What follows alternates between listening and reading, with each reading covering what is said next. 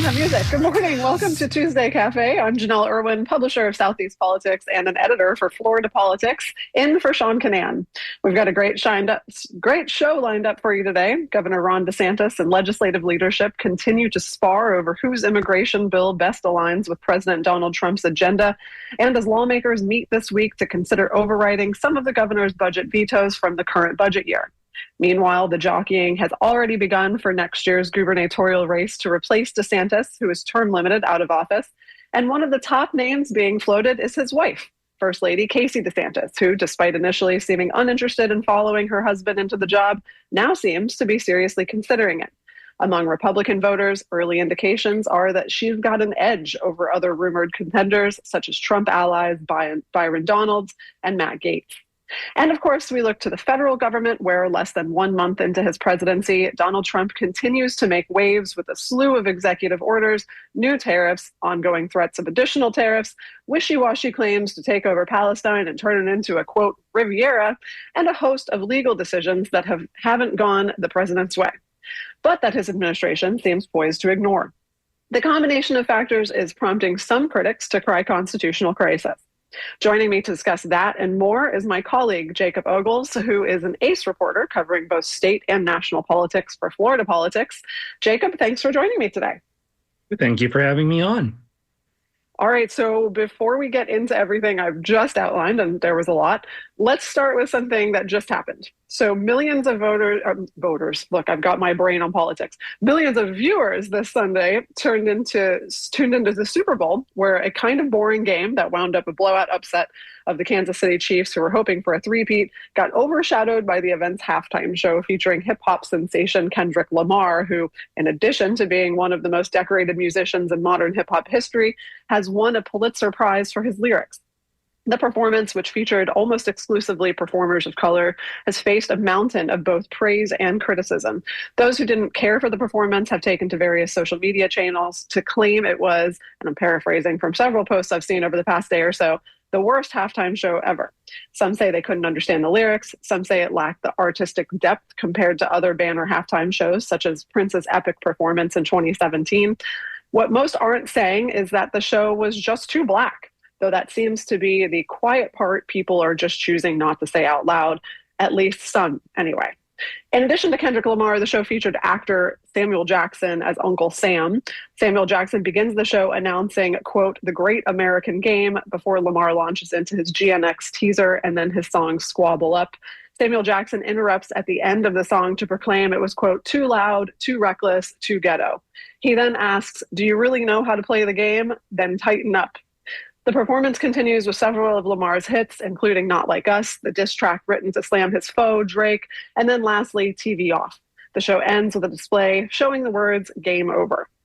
Creative interpretations vary, but the general takeaway is that Lamar's performance was highlighting the game that communities of color have been forced for generations to play, one that requires them to avoid being too loud, too reckless, too ghetto. It features symbolism of Squid Game, highlighting how the poor or marginalized are often entertainment for the rich and powerful.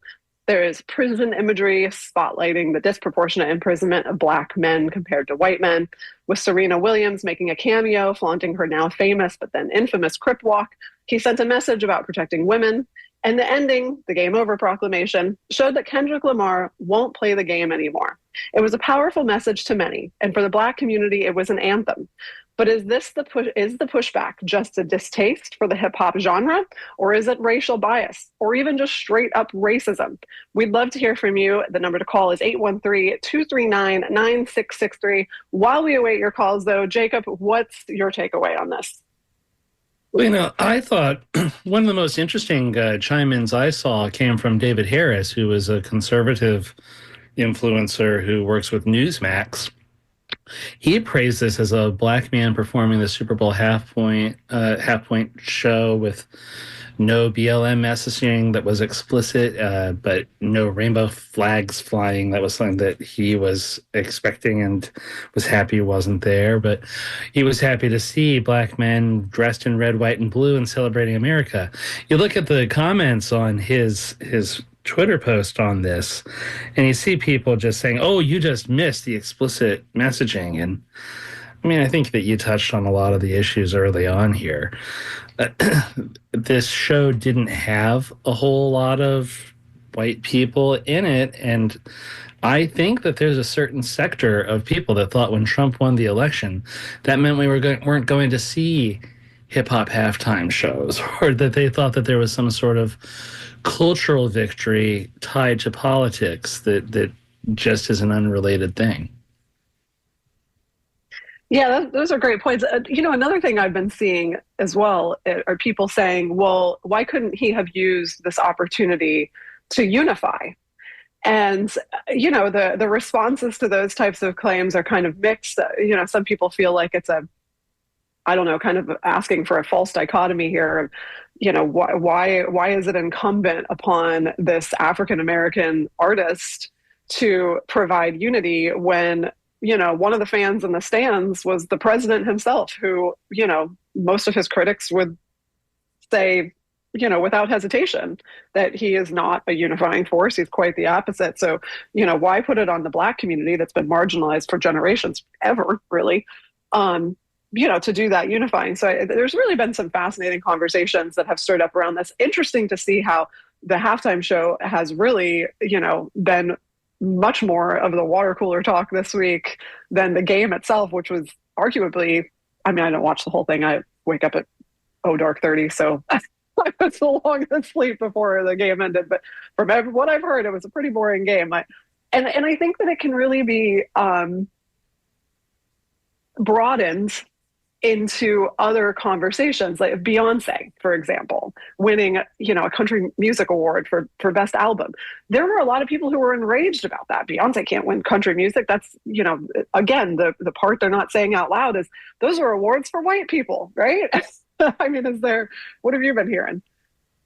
And I think that there is definitely some of that going on here. It's interesting to me that, I mean, we talk about there being a message and there not being unification, but there wasn't something as explicitly political with messaging as we have seen in past years. There was a Lady Gaga performance that was very upfront with its support of LGBTQ rights, or Jennifer Lopez seemed to have a very direct political message about immigration and a lot of issues.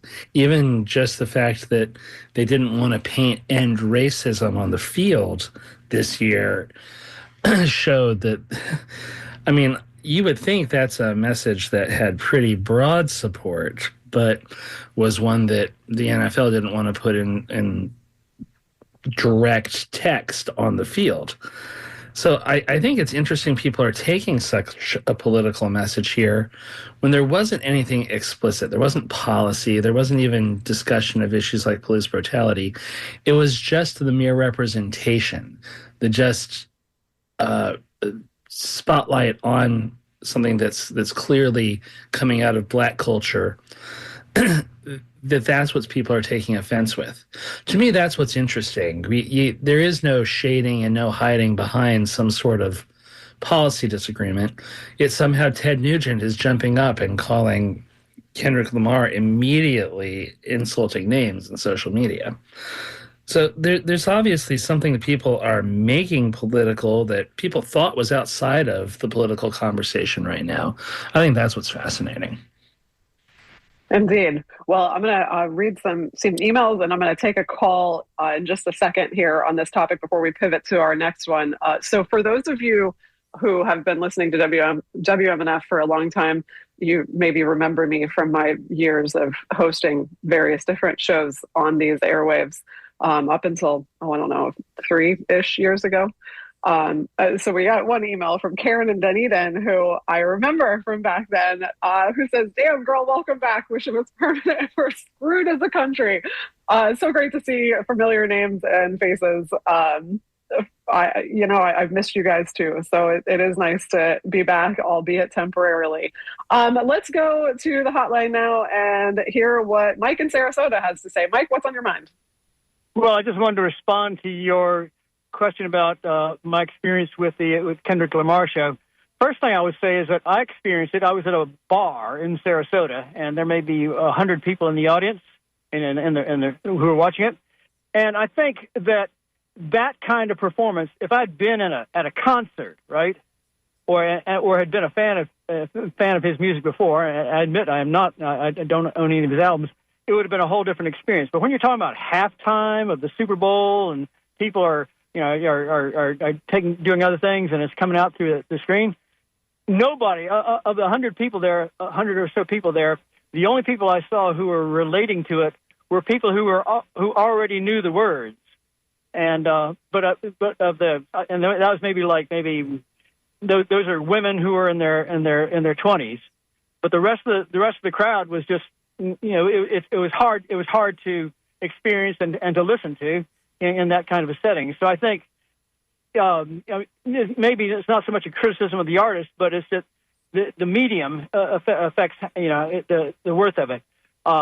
That said, I mean, just given the limited attention that I could devote to it, I didn't find anything of great talent, or it wasn't like a Lady Gaga show where the voice was impressive or the music was great. It was some guy up there talking, and just personally, I don't draw the big inspirations in my life from pop singers and from pop. Sure. Mike, let me ask you a question real quick. I'm sorry to interrupt, but I want to get to this and then move on to another caller. So I think no matter what artist you have on a stage for a halftime show, no matter who's playing the music, no matter what music is playing, no matter what the theme is, I don't think you're ever going to appeal to 100% of the people who are watching. Because like you said, this isn't a concert where people are paying to go to see specifically that thing. It is not supposed to be the main event. The football game is the main event. So I think it's normal for some people to kind of be like, oh, okay, well, that wasn't really my cup of tea. The comments that I'm seeing are less about people being like, I get that this is what some people like. I don't get it. It's not my thing. And just move on. Like, it's one thing to say, that's not the type of music that I enjoy. It's another thing to kind of have these racial undertones that we're seeing with some of that. So your experience in this bar, I don't think it's abnormal for people who are, not consumers of hip hop to kind of get a little bored with a hip hop performance. But was there anger behind it too, or was it just people who didn't like the music? Because I think there is a big differentiation. You know what I mean? I don't think there was any anger because I don't think people were experiencing it intensely enough to be angry. I mean, I don't think that. I think that I'd say 80% of the people in the bar, and this, of course, I can't know this for sure, didn't even know what he was saying, right? Because again, it's the whole medium thing. It's if you're going to get angry about it, you have to know what he's saying. You have to understand the words, the sentences, and everything else. And that's kind of hard to do through the TV, right? Got it. Yep. TV in a bar. So I did not experience anger. To your question more directly, though, I think there is the chattering class, and the chattering class will always ask questions like, "Well, why didn't he do this? Why didn't he do that?" And that's just totally irrelevant. I mean, you can't expect a performance by Kendrick Lamar to be a message from Jesus Christ, the answer to everything on earth. Yeah. Got it. Mike, thank you so much for the call. We appreciate your perspective. You have a great day. What, Jacob, anything to add there? Well, I think that there is a difference between people who don't think he was as broadly appealing as some, and some who are trying to make a political message that's totally rejecting hip hop as an art form at all. I mean, what you see is people like Benny Johnson, a big conservative social influencer last night, tweeting like, "Oh, NFL, stop behaving like Americans like this." It reminds me that just last week you saw a Fox News host talking about how wrong it was that Beyonce has more Grammys than Dolly Parton and Frank Sinatra. I mean, sorry. Well, right. Like, what is the real objection here? What are we talking about? If you just don't like hip hop, fine. But there are lots of people don't like country music. Lots of people don't like rock music. Mm-hmm. But if people, I think that the extremely strong reaction you're seeing among a certain facet of the far right is clearly not based in beats and melodies. Yep. Let's take one more call, and then I want to pivot to our Florida politics related topics for today. Let's go to Sierra in Tampa. Sierra, what's on your mind? Hey, y'all. I just want to say, first of all, that I think I am a fan of Kendrick Lamar. I'm a fan of hip hop. I knew from the beginning to the end of that performance that he was making a statement, and it was very clear to me from the costumes to the choreography to the fact that there wasn't a white person on that field during that performance, to the fact that the American flag was stitched together by Black people, by their ancestors that built this country. He put that flag together and then ripped it apart. And so much of that, the symbolism, and I understand that a lot of that is lost on, let's be honest, most white people. And mostly what I saw during the performance on Facebook and afterwards, the people that didn't get it were people that voted for Trump. They were people that don't understand hip-hop or what hip-hop was built on or what this country was built on. And that's what was so powerful about that statement. And I disagree a little bit with the other caller because I am a fan of hip-hop and I am a fan of the art and the music. And 40 acres and a mule is very clear to me. If you were listening, you heard what he said. And Black people never got reparations in this country. They were taken from them when Abraham Lincoln was murdered. And they had 40 acres and a mule, and then it was taken. So the fact that they are showing you're not like us, we are not like you, like that is so important of a message right now more than ever. And the fact that Trump left before the halftime show shows you even more so that these people do not understand what that message was and how important that message is now, that we all need to unite together because united we stand and divided we fall. And Trump is trying to divide us. And this message was put so clearly through art and music, and I have mad respect for Kendrick Lamar. And thank you for hosting this and discussing this right now. I appreciate you. Thank you so much, Sierra. We appreciate your perspective. Thanks for calling in. And before we pivot to the next topic, I just want to say from David, who emails that he was watching the halftime show with his mom, who complained that she wasn't able to understand the lyrics, so he put the captions on the TV. Great idea there. And for those of you, I'm just going to leave it on this, and then we'll pivot. For those of you who watched the halftime show and you didn't get it, or you didn't like it, or whatever, I encourage you, because this is art, whether you like it or not. Like, I don't particularly care for hip hop. I don't hate it. If I hear it, I will listen and I'll tap my foot and bob my head, but it's never going to be the thing that I actively choose to listen over music that I enjoy more. The first time I watched the halftime show, I didn't fully understand it either. I got a little bit of the nuance, but I didn't get all of it. And I watched it again and I got a little bit more. And I watched it a third time and I got a little bit more. And I had to really think about it and I had to slow it down. So I encourage a lot of you who didn't get it that first time around to maybe just watch it one more time and kind of put that hat on about, what is the message that this artist wants us to take away. And if you disagree with the message, that's fine. This is America. We're allowed to do that. But you might find yourself walking away learning a little bit of something. So I encourage you to give it another watch. All right, so Jacob, let's pivot to state news, right? So as we speak, lawmakers are in Tallahassee, and we have these combined work groups that are putting their heads together to go back and potentially override some of Governor DeSantis's vetoes on budget items. What are we expecting from these work groups, and do we have any early indications of what funding might get restored that he had kind of taken his red veto pen to? Well, I know I personally have my eye on all that arts funding that was vetoed by the governor. I think that is going to be a major point of contention. There was bipartisan outrage. There's a lot of red districts that still have a lot of major arts organizations and representatives. We're having to field a lot of calls. I think that that's something that you're going to see lawmakers come back with a strong opinion on. And the fact that it was a single line item to just get rid of all the arts grants that were going to go out to institutions, I think creates a spot for a significant showdown over a sizable amount of money, about $23 million. So I would put safe bet on the legislature overriding that money. They already overrode the veto earlier this year on all of the staff support and various support services for the legislature. So I think you're going to see more statements like that come out this week.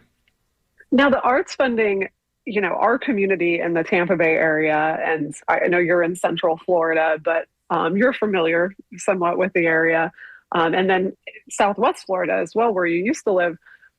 These are areas where the arts communities are thriving and huge, and will they survive without that funding? Of course, they're going to find a way. Artists are resilient folk; they don't give up.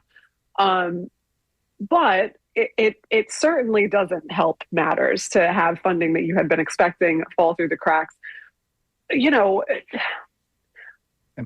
what was the rationale? And I guess we can't, be inside of Ron DeSantis's head entirely, but what was the rationale behind just gutting all of that stuff? What message was he trying to send? Because it didn't seem to be, even among conservatives, all that popular to gut that much of the arts funding. No, there's a certain group of conservatives that maybe is ready to gut all arts funding, but it's a pretty small group. And there's a whole lot of people who may tell you that, oh, why is the government funding the arts? But they'll get real upset if their local ballet loses money. What the governor said at the time was that he didn't like that money was going specifically to fringe festivals and other people that were pushing the various things he has criticized, like DEI and what he calls radical gender theory. He specifically spotlighted the Orlando Fringe Festival at the time. This time, for what it's worth, in his own budget, he is saying that he wants to bring arts funding back, but wants a requirement that everything is age appropriate. And of course, last year he was cracking down on drag shows, allowing minors in and things like that. So I think that that's the message he was trying to send. But I also think it was kind of, I think the view among lawmakers is it was done very sloppily. He didn't go through and do a line item veto of fringe festival funding. He just killed all arts funding, a tiny sliver of which goes to the sort of programming that he was objecting to. So I think that's what the message he was trying to send. I think he's trying to maintain that message a little bit in his new budget, but the result of it was just a wide sweeping hit to arts and culture across the state of Florida. One complaint I heard from arts organizations at the time, too, is that if there's a pet project of a powerful lawmaker, that was kept in the budget as a line item. And so lots of those funding items stayed. The governor didn't veto them. It was this giant grant fund that a lot of people depend on for just operational funds that got the big axe. So I think that that's something that irritated a lot of organizations across the state that have tried to act very apolitically and still took a hit just because he was trying to deliver this hit to what he considers controversial art. Sure. How much of this do you think, and we'll take some more calls on this, if you're hanging out on hold right now, and you were hoping to weigh in on the Super Bowl halftime thing, that ship has kind of sailed, but hang in there if you've got something you'd like to weigh in terms of state legislative processes, the governor, things like that. 813-239-9663 here. So how much of this is about DeSantis's feud with the legislature? This wasn't the thing, a couple years ago. He was getting whatever he wanted from the legislature. He was America's governor. He was, he was going to run for president. He was the Trump alternative. Now things are different, and you are seeing this, political infighting. These are all members of the GOP. You have a supermajority in both chambers of the legislature. The governors are Republicans, so there's this trifecta. They could get whatever the heck they wanted if they put their heads together, but instead they're fighting each other. How much of this veto override process, and even to a certain extent, DeSantis's vetoes in the last legislative session, how much is that that kind of, I don't think I'm allowed to say the type of match that I'm getting at here. Let's call it a spitting match. Well, I think it's an enormous part of it. I think when you're looking back at, say, 2023, the governor was at his peak of political power. He was coming off of a landslide victory. He was so popular among Republican circles, he was pretty much shutting Republican primaries down entirely by endorsing candidates. And a whole lot of that was there was a lot of optimism among Florida Republicans that he was going to be president and that he was also going to get out of the way very soon. I think that at that point, the legislature was acting very supine to the governor. It was just giving him pretty much anything he wanted. Then he had a crater in Republican support because of the Republican presidential primaries. He became suddenly persona non grata among the MAGA wing of the party. He still is popular in Florida among Republicans if you poll them, but he is no longer the person dictating all policy in the party. And I think more than immigration, more than vetoed money, more than any particular policy disagreement the legislature may or may not have with the governor, the current feud that's been going on the past month or so or longer, really, if you go into the background of it, is really just about power and who controls the Florida Republican Party. Is this still Ron DeSantis' party anymore? Is this Donald Trump's party? Is this the party of other Republicans who are up and coming, like Danny Perez, the Florida Speaker of the House? I think that's what this is all ultimately about. It's less about a disagreement on who should be running immigration enforcement, which we should talk about some of the news that broke just last night on that. But it's far less about those fights that people are waging on a policy level and more about just who has control. You know, one thing DeSantis has liked to talk about how he helped win Republican supermajorities. The biggest thing that a supermajority means in the legislature is that the majority caucus does not have to listen to the governor. They can veto his funding. They can veto anything that he nixes in terms of legislation. They can ignore his budget. So I think that's what this is ultimately all about, is control and power.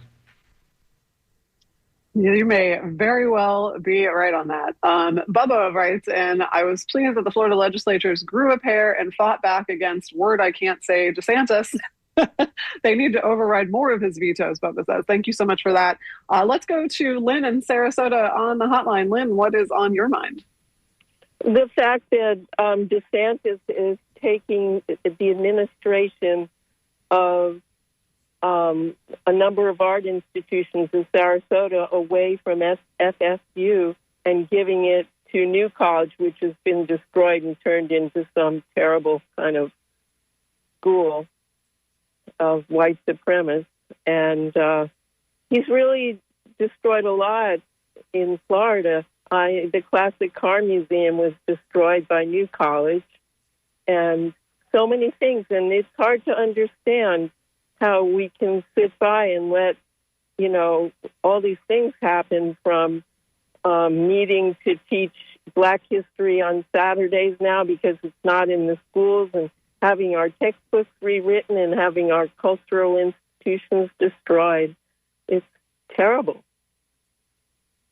Yeah, great points, Lynn. Thank you so much. And Jacob, that is something that's kind of sort of near and dear to your heart as a former Southwest Florida guy. And I know you've covered the New College of Florida issues extensively. To Lynn's point there, this issue with FSU, ceding their control over Ringling to New College of Florida, where's that process at, and will it matter, or is it a matter of semantics? Well, and I should say this is something proposed by the governor. We were just talking about the fact the governor and the legislature aren't completely getting along, but I don't think lawmakers are necessarily pushing back on this proposal. I will say, I think a lot of people need to realize this is mostly about who is managing assets. So right now, Florida State University, also a state university with, controlled by a board of trustees appointed by the governor, they currently manage the entire Ringling campus, even though that's in Sarasota and they are in Tallahassee. So that includes the John and Mabel Ringling Museum of Art. That includes the Ringling Circus Museum. I've been trying to figure out what all this might mean for the fact that FSU does run a graduate level theater program at the Oslo Theater, and we'll have to see how that all shakes out, whether that becomes a new college program if this goes through. I gotta say, there's even a more fascinating aspect, though, on the other side of New College's campus. I'm hearing from lawmakers that there's a big push to take the USF Sarasota Manatee campus and make it part of New College. That includes dormitories, that includes all the academic facilities over there. And currently, the USF Sarasota Manatee campus has more than twice as many students enrolled as New College does. So I think people do need to keep an eye on the fact that the Ringling is a bunch of physical assets ultimately when we're talking about state control. I think that the management for the Ringling is largely going to stay the same. You're not going to see New College and New College President Richard Corcoran come in and start taking down classical artwork or collections that have been in the Ringling Museum for years and replace them with religious iconography or something. I just don't think that's going to happen. Well, let's not forget that, I mean, some religious iconography is, considered the best art in the world. I mean, look no further than the Sistine Chapel, right? But I get your point. Yeah, I mean, the most famous piece of art is a statue of David, which is itself religious iconography. We may forget that sometimes, but that's the story of David and Goliath. So I think that, and that's a symbol of Sarasota. So I think people shouldn't be overly concerned about whether suddenly you're going to see New College taking control of the Ringling Museum. But I do think that there's a lot of effort in the works to turn New College into a much bigger state university than it is today. Right now, it's a tiny liberal arts college, the State's Honors College. If they grow to where they're covering the campus for the Ringling and USF Sarasota Manatee, you have a different scale of university over there. I think the other thing to remember is, yes, DeSantis has done a very high-profile conservative makeover of the school, and it has led to the loss of a lot of students and a lot of talent. But we don't know what the future of the university is going to be after DeSantis leaves. So a lot of these decisions, if they go through, are going to have consequences that extend years down the road, not really to do with the DeSantis administration as much with whoever's next and maybe even who's in after that. Gotcha. If you're just tuning in to Tuesday Cafe, I'm Janelle Irwin in for Sean Kinane, and I'm joined by Florida politics reporter Jacob Ogles. And we are currently discussing the legislature's feud with Governor Ron DeSantis and what that means for past budget vetoes and the potential to override some of those. In particular, we've been discussing the arts funding that suffered a lot of vetoes from the last legislative session. Let's take one more call, and then I want to pivot to what this all kind of means for 2026, when the governor's race is going to be open, and the governor's wife, Casey DeSantis, is widely believed to be a possible frontrunner for replacing him, at least on the GOP side. But let's first go to Christina in St. Pete. Christina, what's on your mind? And thanks for holding. Good morning, and thank you for your show. Going back to the topic you've been discussing in terms of the what DeSantis has been doing with withholding funding for the arts and such, and also fast forwarding to where we're going to be in 2026 with the next election. My fear is, how do we get out of this? Because I feel like we have been under this Republican stranglehold for well over 20 years now in this state. And sorry that this has to be a partisan statement, but I don't see any other way to make it, because the rinse and recycle history, political history of Florida for over 20 years now has been, okay, well, you know what? At least we got rid of Rick Scott. Who's going to be next? Okay, so then DeSantis comes in and picks up where Scott left off, and now the state is heading in this very anti-education, anti-intellectual format. And it's very disturbing. How do the Democrats get the word out? What needs to happen? Protests and such. Because, I'm a theater person, and I know you were discussing the Fringe Festival earlier. I starred as an actor in several Fringe performances years ago. And then I moved to New York to continue my career, and I came back to Florida years later and worked as a drama teacher for 12 years, producing Black history plays in various counties all over Florida.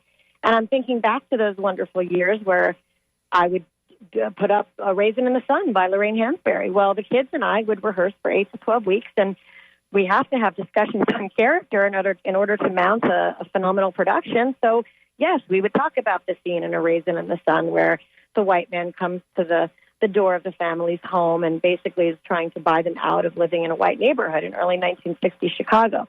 How can a drama teacher produce a play like this with a group of high school students and not have these conversations? I dare say with the changes that Trump and DeSantis are continuing to make, I could very easily get an email the next week from a parent saying, you're not supposed to be discussing this. So I just wanted to put it out there, and I'll get off the air now so I can hear your commentary. Thank you so much for your show. Thank you so much, Christina. Really, really powerful points there. Wife of a teacher here, so I hear you on the education stuff.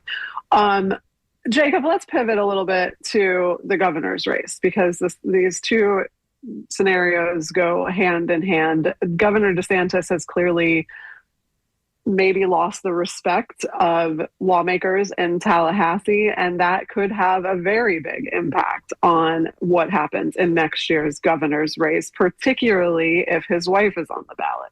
And the way I see this is there's kind of two lanes for a GOP primary. There's the Trump lane, and then there's the not Trump lane. And Casey DeSantis is very clearly not in the Trump lane. She is, she largely brokered her husband's run for president against Trump. It's not a secret that Trump isn't a huge DeSantis fan, and by proxy that would affect her. So there's a lot going on here. You've got Matt Gaetz, Byron Donalds, both rumored to be considering runs for governor. They're both strong Trump allies.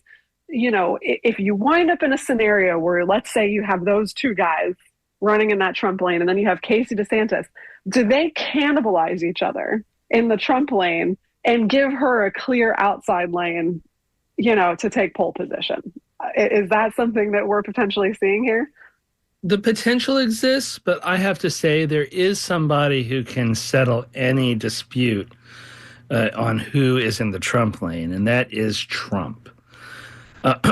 All it takes is a single complete and total endorsement. It's always that language. Yeah. And this is actually one of the things that, if you're trying to talk about the state of Republican politics right now in the state of Florida in particular, it is all centered around personalities. So, yeah, I think that you're going to see in every major statewide race, it's going to boil down in a Republican primary to who's endorsed by Trump and who's endorsed by DeSantis. If Casey runs, I think that you have a pretty solid expectation Ron DeSantis is going to support her bid. Who's got the juice in the Republican primary, though, at that point? The governor with his foot out the door because of term limits, or the sitting president of the United States?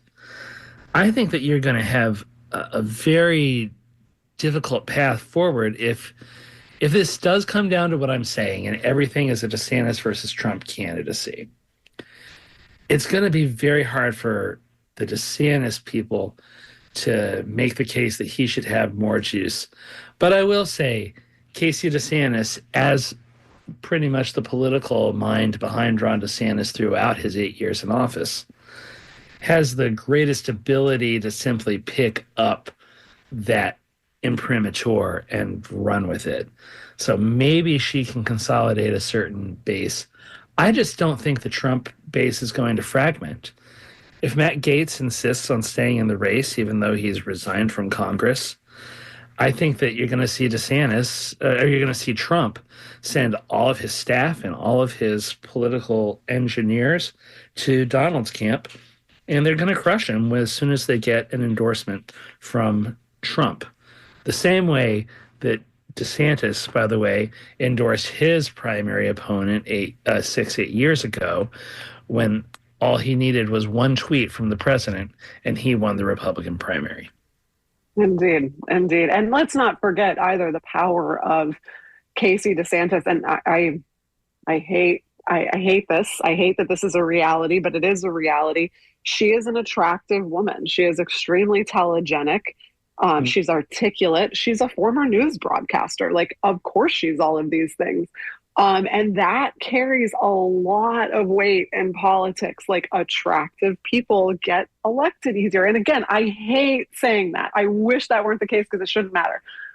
But unfortunately, it does. So that said, well, and let me just add to that too, and give me just like 2 sentences of your thoughts on this. What about the anti-Trump Republicans, the never Trumpers, or maybe they weren't never Trumpers before, but with the whirlwind of stuff that's been happening since he was inaugurated, maybe they're frustrated with threats to the economy. Maybe they're, frustrated with what they see as, a potential attack on our democratic institutions or something. There might be enough middle of the road Republicans to not want to side with a Trump-backed candidate. Like, does that help Casey? I don't think that the anti-Trump vote is going towards the DeSantises. I think that, just like in the primary, everybody thought that was going to be a Trump-DeSantis Republican primary for president. In the end, DeSantis quit after losing one state. And the battle, if there was a battle, was between Trump and Nikki Haley. Mm-hmm. It was far more a safe harbor for the anti-Trump vote, for those defenders of democracy, if you will. Sure. Yeah, because policy-wise, the DeSantises have really kind of mirrored Trump's rhetoric. So they ran as like the anti-Trump, but yet they had the Trump qualities. So I hear you on that. Let's do one more thing on this topic. So Democrats. Obviously, Republicans have a more than 1 million voter advantage in Florida at this point. There is, in my mind, no question that Florida is officially a red state at this point in the game. We've had a couple of cycles to really solidify that. But again, on this idea, sorry, I've got my dog barking in the background. He's weighing in. Is there a middle of the road opportunity for Democrats to bridge that voter registration disadvantage by running a center-left candidate, somebody like Jason Pizzo, to maybe do what the Charlie Crist and the Andrew Gillums of the world have thus far been unsuccessful in accomplishing? Yeah, you pointed at people, Charlie Crist was kind of the ultimate centrist, and he lost so badly. Andrew Gillum was kind of the most progressive candidate we've run in our lifetimes for governor on the Democratic side. He lost narrowly, but in a very different state of play. Like, Florida at that point still had more registered Democrats than Republicans. I do think that you're going to see somebody like Jason Pizzo become a front runner because he has an ability to reach voters and talk through the politics of the moment and the emotion of the moment. Will that be able to work in a midterm? There's a possibility. There's a non-zero chance he could pull something off, but it would be difficult. I will say the challenge for him, I think, is if a really progressive candidate comes in and the fight in the primary becomes about issues like, Gaza or immigration, and potentially, I doubt that that's going to result in a centrist candidate losing the primary, but it could greatly diminish the enthusiasm among what Democrats still exist in the state of Florida to follow through to the general election. Sure. Well, with that, we've got about a little over 10 minutes left here. So I want to pivot to let's call it our dessert for the morning. That is Donald Trump. And I know a lot of listeners on these airwaves don't particularly like talking too terribly much about Trump, but there's a lot going on in Washington right now to dissect. And you touched on Palestine. That is something that's ongoing. Obviously, it's kind of old news at this point, what Trump said about taking over Palestine and turning it into a Riviera, having Palestinians, relocated elsewhere, which has been broadly unpopular among anybody who isn't Trump or his allies. And now there's this ongoing talk about ceasefires, and he's using very kind of aggressive rhetoric and saying that, people are going to pay if the remaining hostages aren't released, if these issues aren't addressed. And then, of course, the tariff issue is ongoing, which we've had dire warnings from economists all over the place telling us, how much of an effect that could have, not just on the American economy, but the global economy. I mean, it's so rapid that it makes your head spin. What do we pay attention to, and what do we dismiss as noise, in your opinion? Because I know the federal stuff is something that you cover a little bit too. Yeah. Well, there's definitely a flood the zone strategy with Trump in terms of news and distractions. I mean, I've seen so many heated arguments about whether to even call something the Gulf of America when that literally doesn't impact anybody's lives in any meaningful way whatsoever, right? So I think that when you're talking about Gaza, I don't actually see a whole lot of enthusiasm in any political corner for this idea, but you wonder if it's a negotiating point of sorts. Certainly Trump wants to look strong on this, but I think there's a curious element when it comes to Israel, that there's also a large part of his base that's very isolationist, even a significant portion that are straight up anti-Semitic, who don't want to see us engaging further in the Middle East. And this sure sounds like tremendous American involvement. Pretty much taking Gaza, turning it into all American territory. And I don't know, who's going to be the first person to sign up to live on that version of the Riviera, right? Like, Lord, is that where well, I mean, maybe that could be an oasis for people who don't like Trump. Maybe that's what he's getting at. Who knows? I'm obviously being obtuse. If you'd like to join in on this conversation, we do have a few minutes left in the show here on Tuesday Cafe. The number to call is 813-239-9663, or you can email us at dj@wmnf.org. So outside of Palestine, let's talk tariffs. The threats of 25% tariffs on Canada and Mexico, that can was kicked down the road until at least March 1st, though now Trump has talked about potentially levying tariffs on Japan.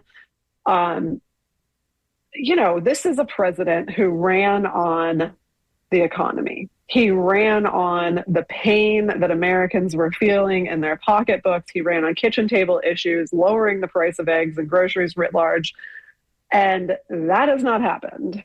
And if these tariffs go into place, it definitely will not happen. And even Trump himself has acknowledged that if these tariffs go into place, there may be a temporary pain associated with that in terms of the cost of goods and potentially services.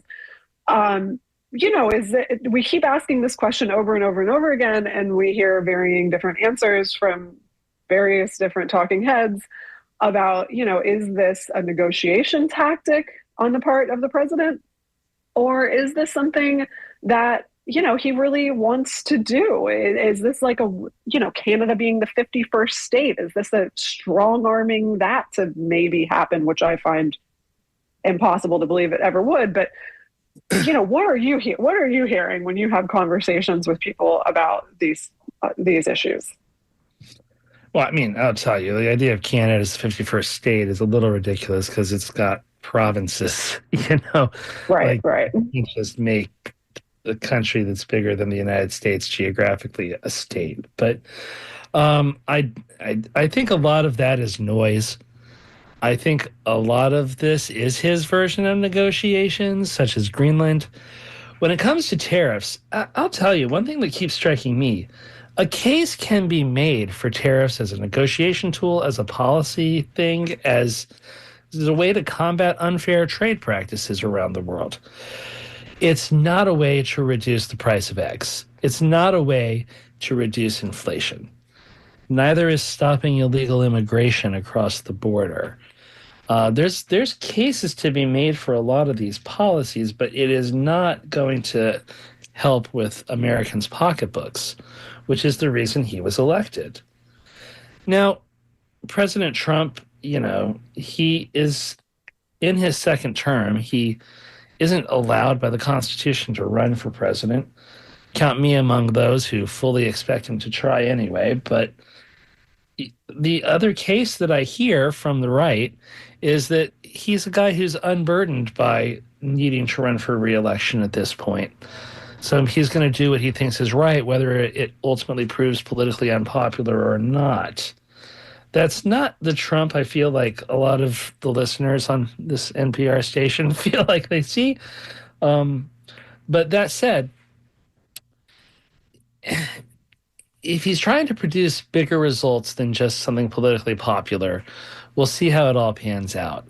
I just can't imagine that pushing all these things in place at once, whether it's, higher tariffs on imported goods from countries that produce things cheaply, whether it's cheap labor that you're trying to stop from coming into the United States and therefore driving the price of food and produce up significantly. I think that none of this is going to have the result that a lot of voters wanted when they elected change in November, mostly out of economic anxiety and frustration. Sure. So last thing, because we've just got a few minutes left here, constitutional crisis. We keep hearing that word, those words, bandied about an awful lot. So J.D. Vance, Vice President J.D. Vance, has been reported as basically saying that the judicial branch cannot control the executive branch. And people are viewing this as something that's setting up a potential constitutional crisis, because if the courts are telling Trump, no, you can't do that on a number of different things, whether it's employee buyouts or his takeover of, USAID, if they're just going to patently ignore these judicial orders, are we facing a constitutional crisis? And we've got about 3 minutes, a little less than 3 minutes left. We would be if the executive branch actually says they're not going to adhere to any checks and balances from the judiciary branch. We'll see. We have a lot of threats, and the Trump White House is known for producing a lot of hot air. So I want to see what happens in terms of execution on those threats. What do you think, though?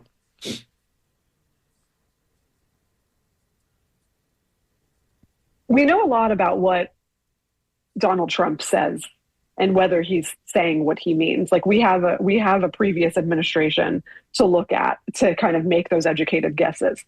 We have the 4 years that he wasn't in office where he still kept talking to see whether or not he was spewing hot air or if these were things that he might actually do. Now we have J.D. Vance. And we don't have a lot of precedent with J.D. Vance. So when he says something, we don't have a lot of evidence to make that educated guess as to whether or not, he's just saying things or if he means them. So I think that it would be foolhardy to ignore it as noise. But I also think that it would be equally unwise to throw our hands in the air like the, sky is falling and freak out, because nothing productive happens when people freak out, right? Like you organize, you identify solutions, you come up with actionable plans. Those are the ways that you combat things that you view as dangerous, not by running around like that house is on fire and not doing anything, right? So, I think that's a to be determined. Do you agree? Yeah, I will note, I saw something DeSantis. Just a few seconds, Jacob. We're about out of time. All right. Well, I think that there is respect among Republicans in Congress for the judicial branch at least existing. We may see reforms come out of this, but I don't think we're going to see a total ignorance of the courts. Got it. Okay, well, with that, we are all out of time. Thank you so much to my guest today, Jacob Ogles from Florida Politics. And thank you to our phone wrangler, Ike Parham. And thank you so much to everybody who tuned in and for welcoming me today.